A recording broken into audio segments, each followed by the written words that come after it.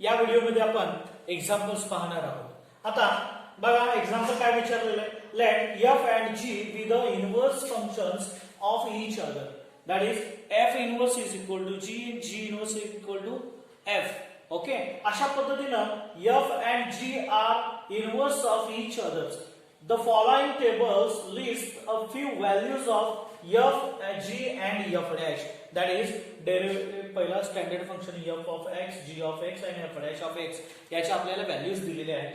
Find g dash of -4. Now given that it is given f and g be the inverse functions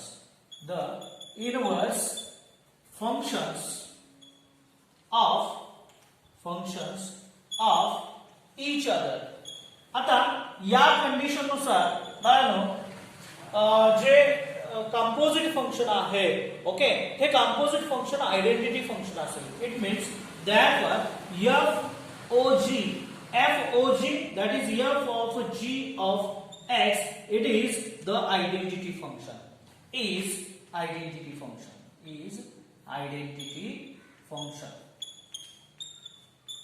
okay, जर identity function असेल तरच inverse एकमेकाचे exist होणार आहे, otherwise नाही होणार. Okay, तर हे आयडेंटिटी फंक्शन असेल तर याला काय करायचं, differentiate both sides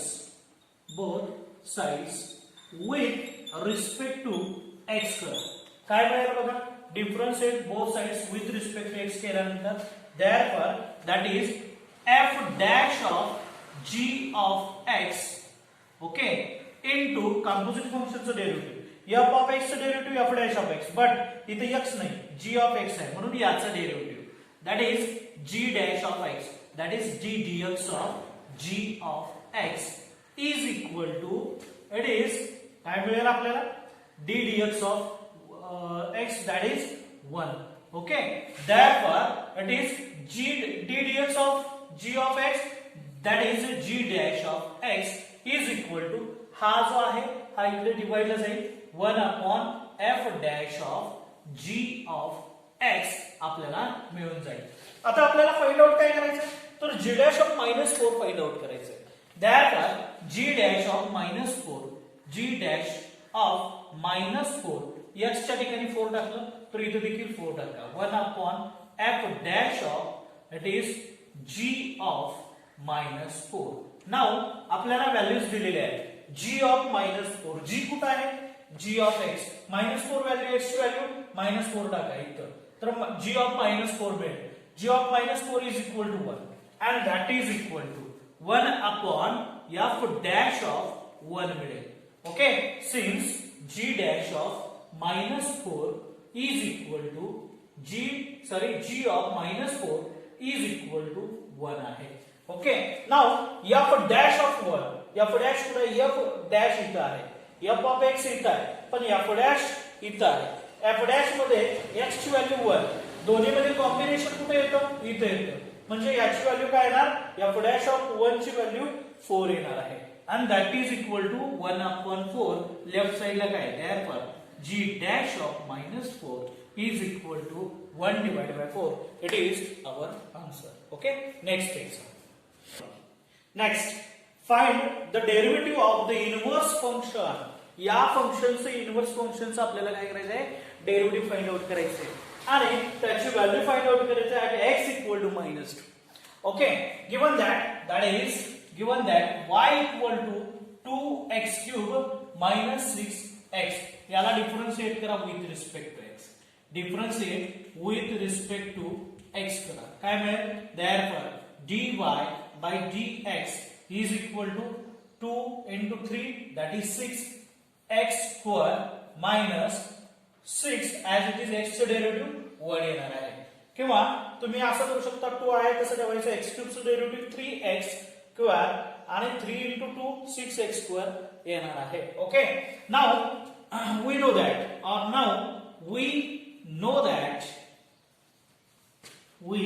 know that that is dy or dx by dy आपल्याला फाइंड आउट करायचं आहे.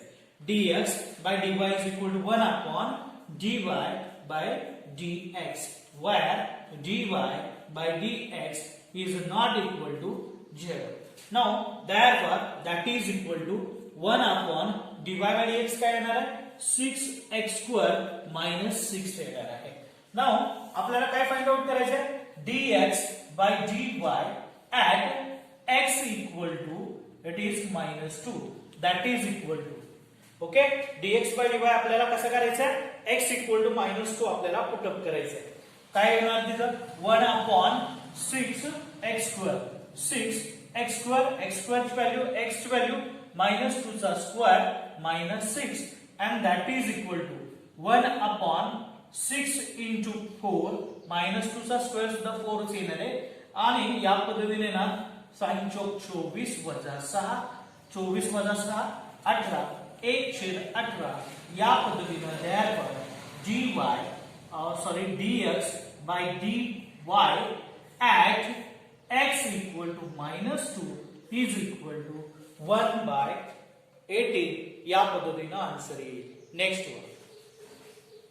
नेक्स्ट बघा लेट f of x आपल्याला दिलेला आहे म्हणजे y दिलेला आहे. Okay that is f of x is equal to x raised to 5 plus 2x minus 3.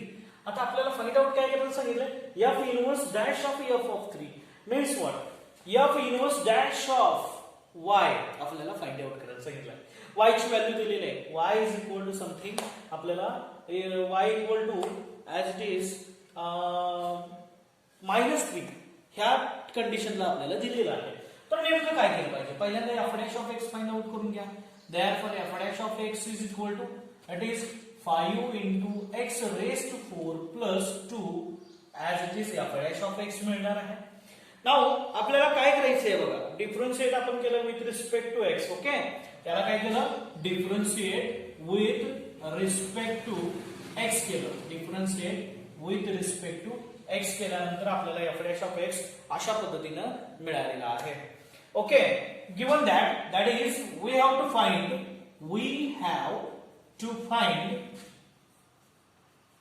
that is f inverse dash of minus 3 that is given y equal to minus 3 when y equal to minus 3 okay when y equal to minus 3 तर x equal to काय therefore x equal to that is minus 3 is equal to x raised to 5 plus 2 into x minus 3 minus 3 get cancels therefore it is x raised to 5 plus 2x is equal to 0 therefore x is equal to 0.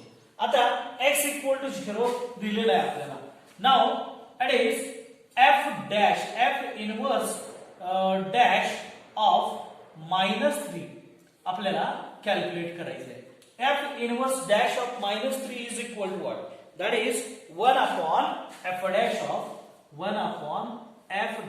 of x already या अगोदरच्या example मध्ये आपण पाहिलेलं आहे. Okay now that is equal to 1 upon f dash of 0. Now f dash of 0 म्हणजे काय f dash of x calculate केलेला आहे f dash of 0 आपल्याला कॅल्क्युलेट करायचं आहे and that is equal to 1 upon f dash of 0 that is 5 into 0 raised to 4 plus 2 and therefore f inverse of dash of minus 3 is equal to 1 divided by 2. This is your final answer. Okay, next one.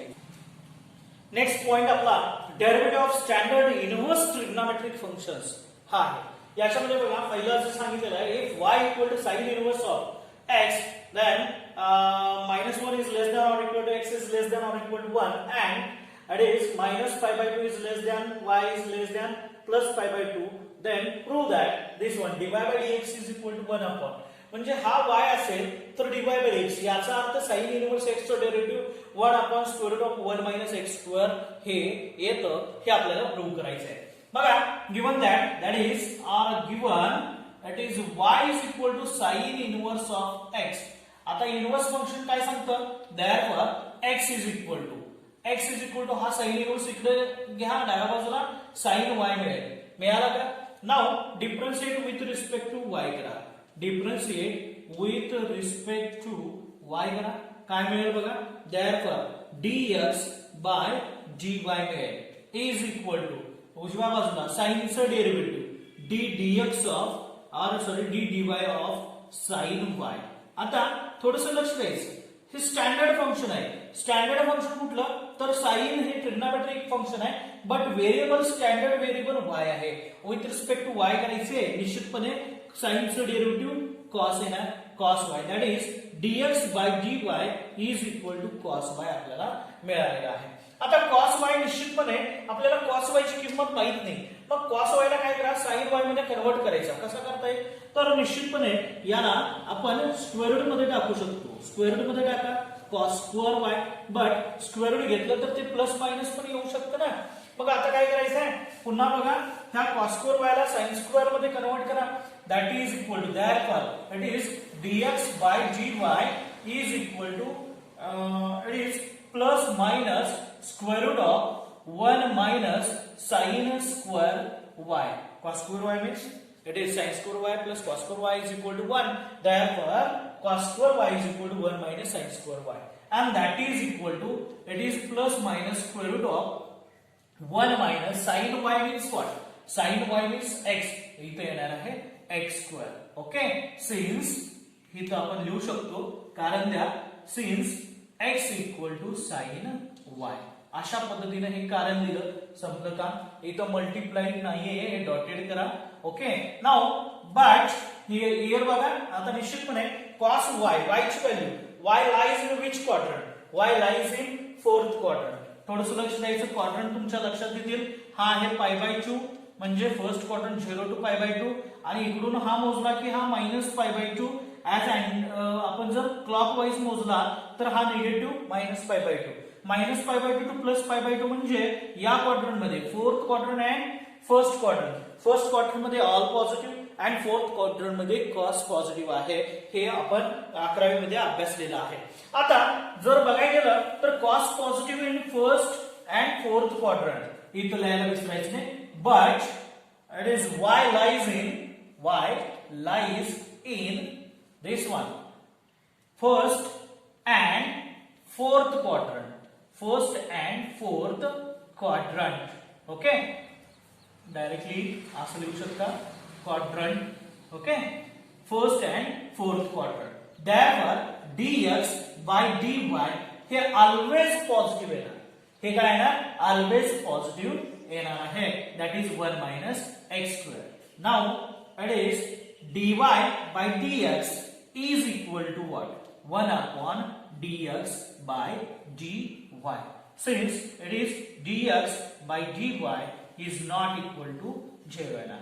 Therefore it is dy by dx is equal to 1 upon square root of 1 minus x square. आता x ची value ही always कशी यायला पाहिजे, निश्चितपणे x ची absolute value जी आहे ही x ची absolute value लेस than 1 पाहिजे. का, कारण निश्चितपणे लेस दॅन 1 असेल तर, नाहीतर स्क्वेअर रूट मधून आपण ते बाहेर काढू शकत नाही, इमॅजिनरी नंबर तयार होणार आहे. आणि इथं आपल्याला इमॅजिनरी नंबर नको आहे. therefore it is mod x is less than 1 घ्यायचं आहे. ओके, शंका कुठे आहे, अशा पद्धतीने आपल्याला हा dy बाय dx मिळून जाईल. Okay, now next one, next इकडे लक्ष द्या. काय आहे तर y equal to cos inverse घेतलं तर निश्चितपणे cos इनवर्स इथे येणार आहे. cos इनवर्स, हा cos इनवर्स इकडे गेला तर निश्चितपणे cos y होईल, आणि cos y डेरिव्हेटिव्ह घेतलं तर sin y येईल. sin y निश्चितपणे अशा पद्धतीने सांगायचं आहे. आणि sin y इथं तुम्हाला y ची व्हॅल्यू दिली जाईल 0 to pi by 2, sorry 0 to पाय दिली जाईल. आणि 0 टू पाय दिल्यानंतर निश्चितपणे हा पॉझिटिव्ह येणार आहे. फर्स्ट अँड सेकंड क्वार्टर मध्ये साइन पॉझिटिव्ह येणार. साइन पॉझिटिव्ह आला की इथं सेम ऍज इट इज जाणार आहे बाळांनो, आणि इथं फक्त काय येणार, sorry minus pi by 2 to plus pi by 2. मग याच्यामध्ये काय होणार आहे तर निश्चितपणे ही व्हॅल्यू जी येणार आहे ती निगेटिव्ह घ्यायची आहे.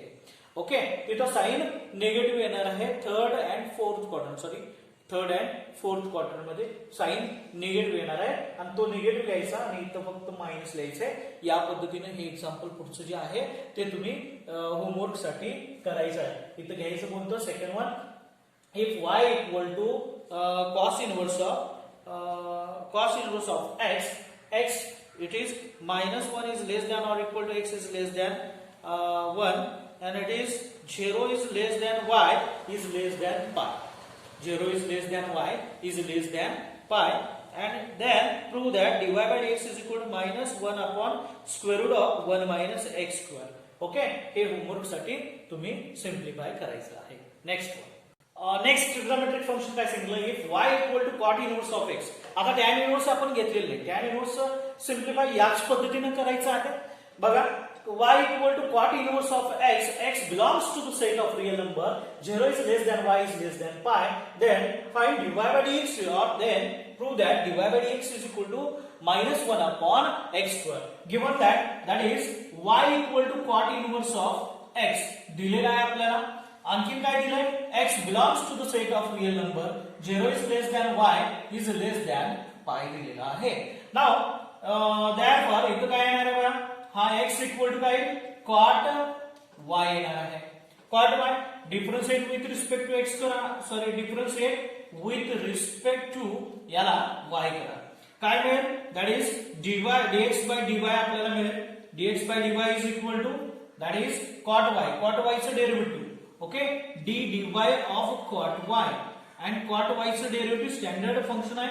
कॉट चं डेरिव्हेटिव्ह मायनस येणार, minus cosec square of y. But cosec square of y आपल्याला निश्चितपणे या भाषेमध्ये लिहायचं आहे, कॉटच्या.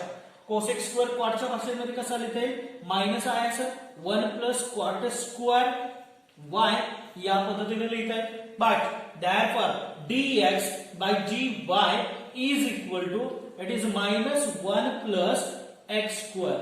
अशा पद्धतीने आपल्याला काय मिळेल, हा dy by dx मिळेल. नाउ dx by dy मिळेल. dy by dx, now dy by dx is equal to 1 upon dx by dy आपल्याला मिळून जाईल, and that is equal to 1 divided by minus into 1 plus x square. Therefore finally dy by dx is equal to minus 1 upon 1 plus x square. या पद्धतीने आपल्याला काय मिळेल, cot inverse x चं derivative मिळेल. सेम वेळेला जर गेलो तर निश्चितपणे -1 च्या ठिकाणी +1 येईल, कारण इथं कॉट इनवर्स टॅन इनवर्स दिला असेल तर हा जाईल इकडे टॅन y होईल, आणि टॅन y चे डेरिव्हेटिव्ह sec square y म्हणजे इथं मायनस येणार नाहीये. sec square y 1 plus tan square y, पुन्हा टॅन y ची व्हॅल्यू आपण x स्क्वेअर टाकली, तर याच पद्धतीने आपल्याला टॅन चं डेरिव्हेटिव्ह, टॅन इनवर्स चं डेरिव्हेटिव्ह काय मिळेल, 1 upon 1 plus x square मिळेल. बट -1 का आलं, कारण या कॉट y चं डेरिव्हेटिव्ह मायनस आहे. ओके, अशा पद्धतीने पुढचं जे आहे टॅन इनवर्स x चं डेरिव्हेटिव्ह तुम्ही फाइंड आउट करायचं आहे. Next one, now if y equal to sec inverse of x such that it is mod of x is greater than or equal to 1 and y is lies between 0 and pi by 2, y is not equal to pi by 2. का, कारण निश्चितपणे ज्यावेळी sec inverse घेतो आपण, याचा अर्थ सेक y इकडे गेला, सेक y म्हणजे 1 upon cos y, 1 upon cos y, cos y ची व्हॅल्यू म्हणजे cos pi by 2 ची व्हॅल्यू ही 0 येते, आणि छेदामध्ये 0 म्हणजे नॉट डिफाइंड. ओके, त्यामुळे एलिमिनेट झालेलं आहे. Then dy by dx is equal to 1 upon x into x square minus 1 if x is greater than 1, and dy by dx is equal to minus 1 upon x into square root of x square minus 1 if x is less than minus 1. Okay, आता आपल्याला दिलेलं काय आहे, तर y equal to sec inverse of x दिलेला आहे. Therefore it is x is equal to what, it is a sec y. Okay, now differentiate with respect to y करा, काय मिळेल, that is dx by dy is equal to, it is dy of sec y. sec y चं derivative काय येणार आहे, that is sec y into tan y, that is sec y into tan y. But आपल्याला माहिती आहे sec y ची value आपण x ठेवू शकतो, tan y ची व्हॅल्यू काय ठेवणार, म्हणून इथं घ्यायचंय dx by dy is equal to, आता हे स्क्वेअर मध्ये मी स्क्वेअर रूट मध्ये घेऊन जाणार आहे टॅन, म्हणून याला प्लस मायनस साइन द्या.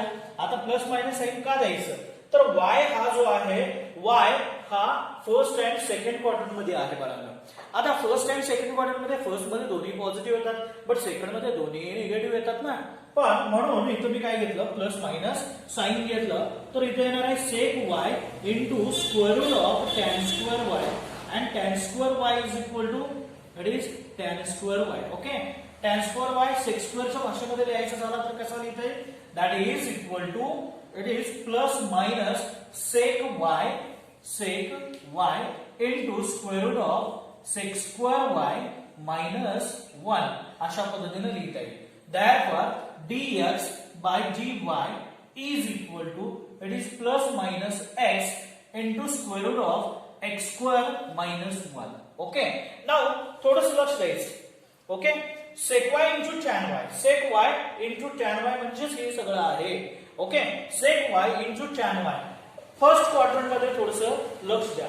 फर्स्ट क्वाड्रंट मध्ये दोन्हीच्या दोन्ही पॉझिटिव्ह आहेत. जर दोन्हीच्या दोन्ही पॉझिटिव्ह असतील तर निश्चितपणे हा sec y into tan y कसा आहे? पॉझिटिव्ह येणार आहे.